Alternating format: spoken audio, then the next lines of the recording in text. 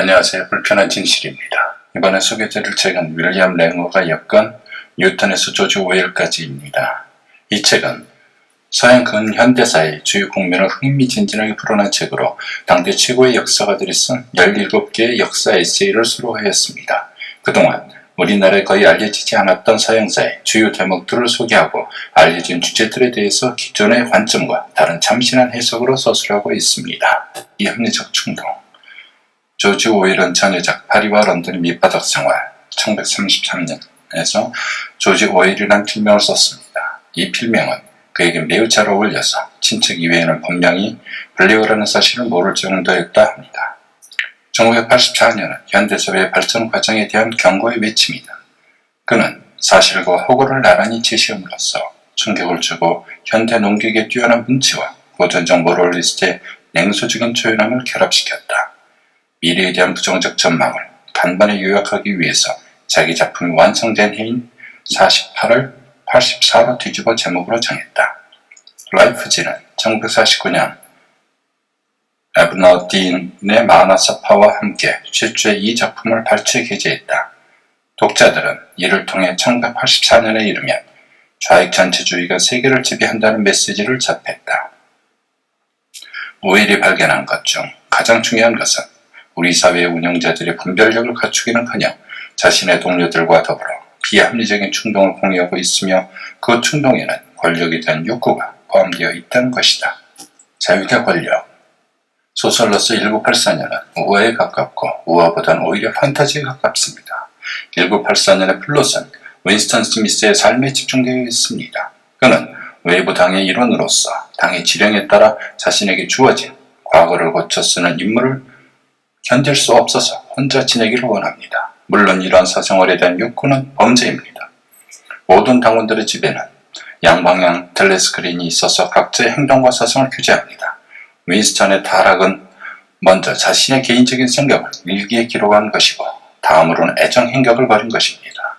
청년 반성동맹의 회원이면서 이단적 생각을 갖고 있는 여성 줄리아는 윈스턴과 은밀한 접촉을 갖고 둘은 사랑에 빠집니다. 범법 행위를 저지른 두 남녀는 오브라이언의 속임수에 넘어가 국가와 모두 업무를 꾸밉니다.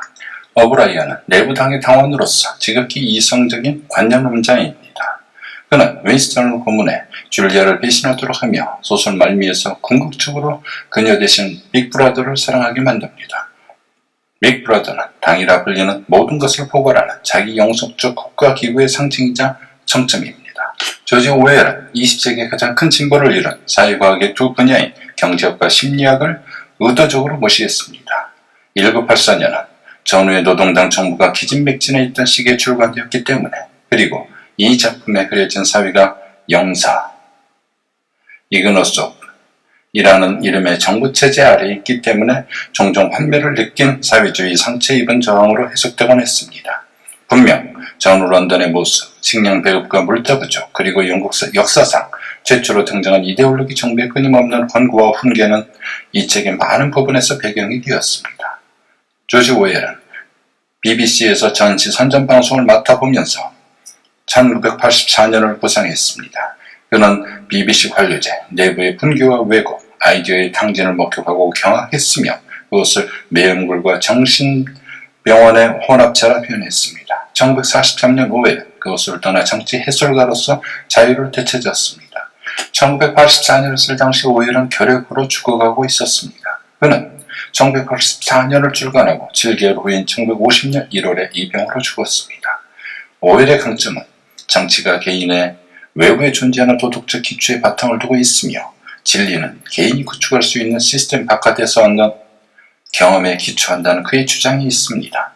정치적 삶에 있어서 한 개인의 진리 추구는 순수한 지성의 기능이 아니라 낡은 이름을 지닌 다른 무엇의 기능이었습니다. 영국인들은 그것을 품성, 캐릭터라 불렀습니다.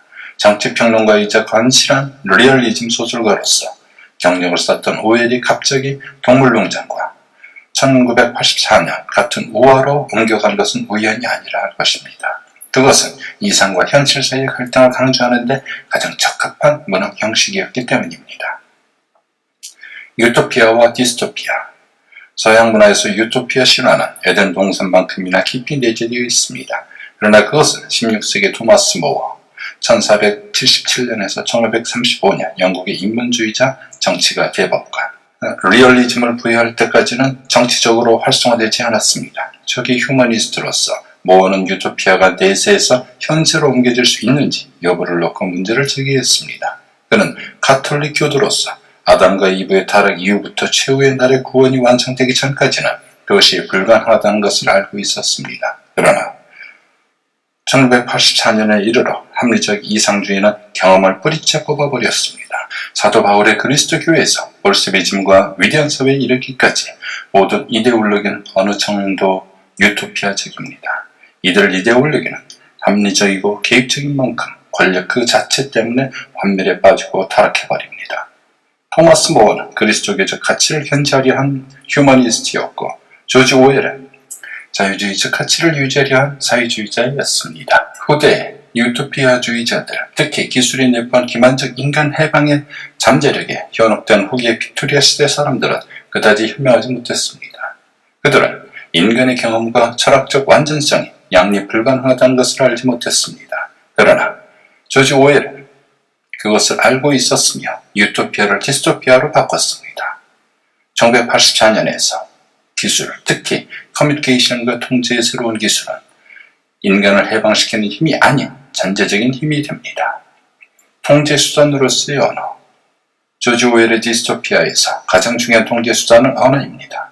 자유와 평화의 신화는 의미를 완전히 상실한 공허한 언어에 의해 생명을 유지합니다. 가장 현란하고 문화적으로 통렬한 오웰의 창조물인 신어, 뉴스피크는 오그던, C.K. 오그던 1889년에서 1957년 영국의 작가 언어학자 영어를 통일되고 표준화된 국제의사 전달수단으로 사용하기 위해 그 체계를 단순화한 기초영어의 창시자. 오그던이 개발한 기초영어, 1926년에서 1930년에 개발한 약식화된 형태의 영어는 원래 제2국어로 쓰기 위해 만들어졌지만 관심을 끌지 못해 거의 쓰이지 않았었습니다. 850개의 기본 어휘 항목 중 600개는 명사이고 150개는 형용사입니다. 이런 해화한 것입니다. 조지 오웰은 대부분의 정치적 저술이 조립된 문구들로 이루어지던 시기에 관례적 완고거법에 대한 교정책이자 하나의 언어 정화 수단으로서 그것 신화에 관심을 갖게 되었습니다. 그러나 그는 영국 정부가 기초 영어의 세계 판권을 구매하자 그 불길한 가능성을 깨달았습니다. 조지 오웰이 1984년에 그의 부록에서 설명했듯이 신화는 언어를 사고에서 분리시킴으로써 이 목적을 달성했다. 잔존하는 단어들은 용납할 수 있는 사성을 표현하지만 용납할 수 없는 사성은 즉각 폐지해버립니다. 조지 오웰의 작품에서 1984년에 이르렀어도 그 과정이 아직 끝나지 않은 채 여전히 진행 중이었습니다. 1984년은 모든 것이 통제되고 명령되고 관리되기 때문입니다. 초월적 가치에 뿌리 내린 조지 오웰의 사회주의. 조지 오웰은 반공적인 예언자나 일종의 신보수주의자로 치부하는 것은 쓸데없는 일입니다. 1984년은 현대사회의 발전 과정에 대한 경고의 외침입니다. 그는 우익과 자익 양진영에서 행해지는 집단주의의 위험성과 개인의 자유에 가해지는 위험을 강력하게 경고했습니다. 조지 오웰은 죽는 날까지 사회주의자로 남았다 할 수 있습니다.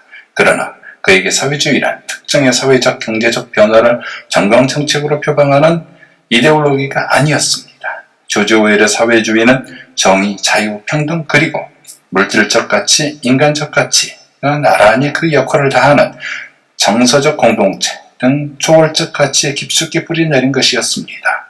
조지 오웰이 1984년에서 우리에게 말하고자 한 것은 바로 그 순수한 절대적 인간성, 그것이 가장 중요하다는 것이었습니다.